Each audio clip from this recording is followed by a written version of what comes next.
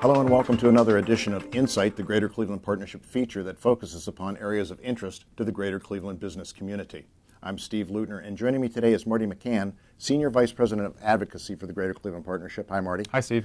Marty, last week we talked about the public policy agenda, recently released document of the Greater Cleveland Partnership. Today's the second installment of that discussion because there's a lot in there. Let's just jump right into it. Tell me a little bit again about what this document is, what it signifies, and what it means going forward. Every 2 years, the Greater Cleveland Partnership with its members goes through a process to identify public policy priorities for the organization, the things that we'll talk about with our federal, state, and local officials that we think will help maximize economic development and economic impact in our region.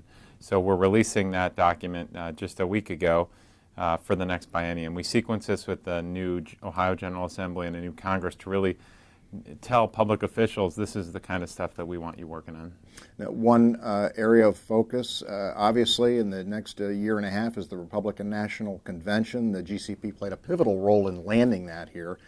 Talk about that and maybe some of the lasting impact that will mean and have for Cleveland. Yeah, the Greater Cleveland Partnership, Destination Cleveland, City of Cleveland, the county and others were major partners in securing the Republican National Convention that we know will now take place July of 2016.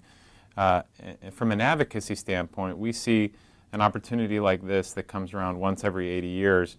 We should be engaging with some of our decision makers and specifically at the state level around how to accelerate a couple of key projects to make sure they're done, they look great, and that we really present our city well, and that we have these projects beyond the Republican National Convention, but a couple of key things that we should get done before this event takes place. A couple examples of those? Obviously with Public Square, there's been a lot of investment from the private side in Public Square as well from the philanthropic community. The state has already invested a little bit in the Lakefront Connector Bridge that will connect Mall C down to right by the Science Center. And there may be others as well, but these are key large-scale things that we would like to get done and would like to get done in the best possible way before this convention. Another section in the public policy agenda, it's kind of not all-encompassing, but it kind of throws a wide net. Development tools. There's different types of programs you can take advantage of to help forge or form public-private partnerships for economic growth in Greater Cleveland.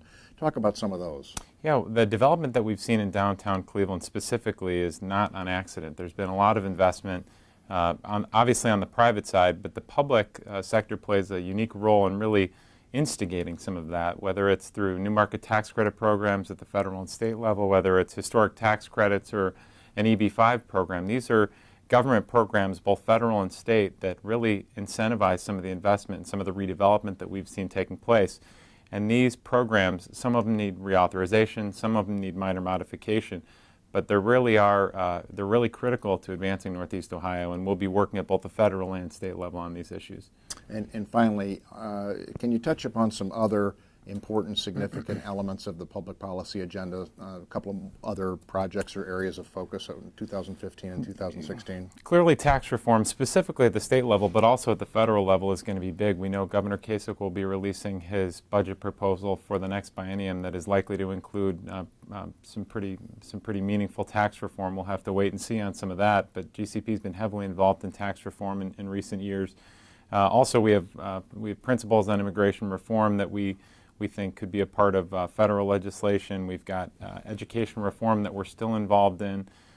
We were fighting against efforts to repeal Common Core in the last General Assembly. We know we'll be doing that again in this General Assembly, as well as some charter review laws that are likely to be proposed in this General Assembly that we'll likely be working on. There's a host of a number of issues that we'll be involved in. This is just sort of the tip of the iceberg. A lot of good challenges in the next 2 years. Agreed. Thanks, Marty. Thanks, Steve. And thanks for watching another edition of Insight. In the weeks and months ahead, we'll be examining more areas of interest to the Greater Cleveland business community.